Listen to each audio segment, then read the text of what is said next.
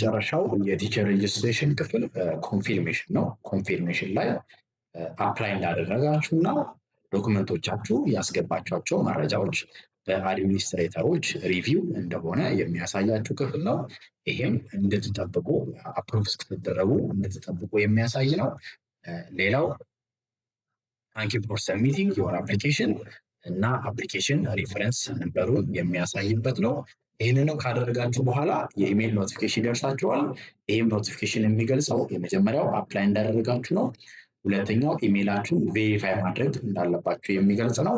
ኢሜይላችሁንም ቬሪፋይ ካላደረጋችሁ ወደ ፕሮፋይል አያስገባችሁም። ሎጊን ማድረጋችሁ አፕሎድ ብትደረጉ እንኳን ሎጊን ማድረግ ስለማትችሉ ይህንን ኮንፊርሜሽን እንደጨረሳችሁ ቀጥታ ኢሜይላችሁ ላይ በመሄድ የተላከላችሁ ኢሜይል ከፍታችሁ ኢሜይላችሁን ቬሪፋይ ማድረጋችሁ መርሳት የለባችሁ።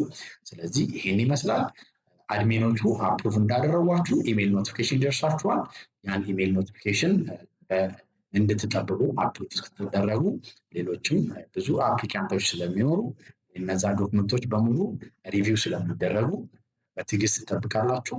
አጠቃላይ የአፕላይ ቱ ቲች ሙሉ ፕሮሰሱ ይህን ይመስላል። ስለተከታተላችሁ እናመሰግናለን።